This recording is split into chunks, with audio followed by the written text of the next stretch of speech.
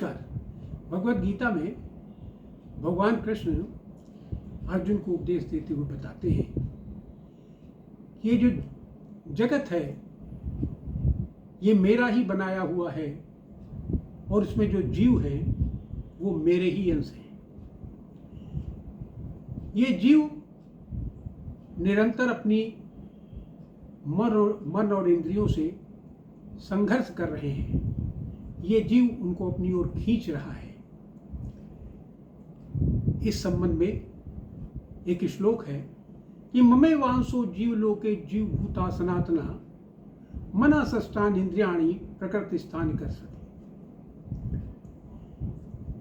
ये जीव मेरे ही अंश हैं और ये निरंतर जीव इन इंद्रियों, 5 इंद्रियों और एक मन 6 को अपनी ओर खींच रहा है और ये निरंतर प्रकृति से संघर्ष कर रही है।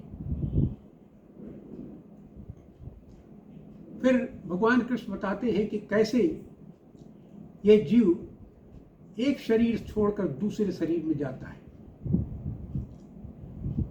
तो इस शरीर में जो सूक्ष्म शरीर है वो 5 इंद्रियों और मन से मिलाकर निर्मित हुआ है और वो ही एक देह को छोड़कर दूसरे देह में प्रवेश करता है। इस संबंध में श्लोक है, शरीरम यद्वाप्नोति यच्चा अप उत्क्रांतीश्वरा गृहीते त्वान संयाति वायुर्गंधन निवासित। कि जैसे वायु किसी गंध को एक स्थान से दूसरे स्थान पर ले जाती है, उसी प्रकार ये सूक्ष्म शरीर जो 5 इंद्रियों और मन से निर्मित है वो एक शरीर से दूसरे शरीर में जीव के साथ प्रवेश करता है। कहते हैं कि जीव या आत्मा ये निर्विकार है, अकर्ता है और निर्गुण है। ये सुख दुख से लिप्त नहीं होता,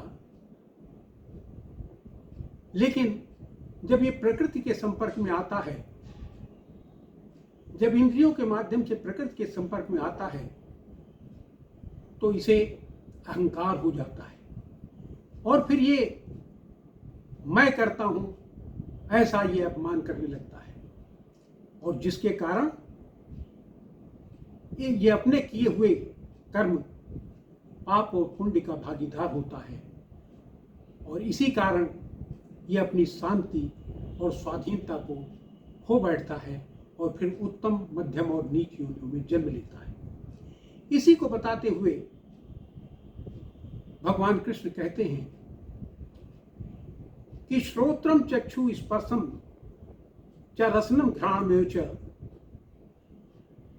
अधिष्ठायम मनश्चायम विषयानुसेवती। कि ये जो जीव है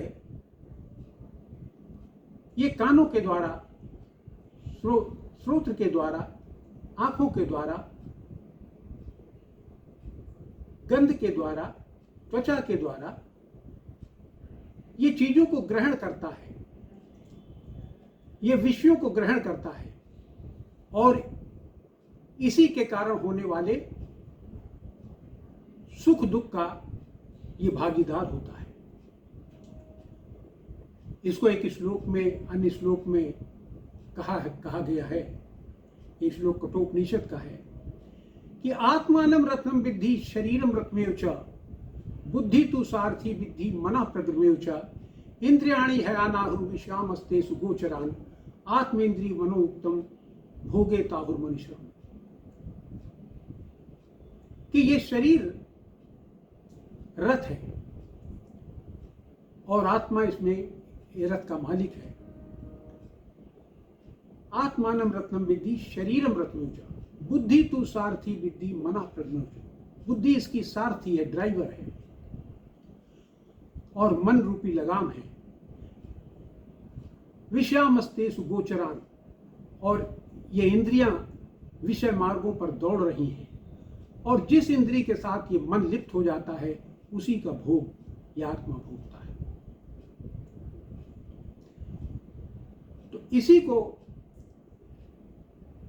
विस्तार से कहते हुए भगवान कृष्ण कहते हैं,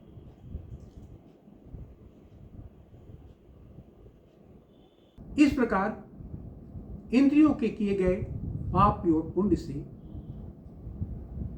मनुष्य का अगला जन्म निर्धारित होता है। और इसको भी श्लोक में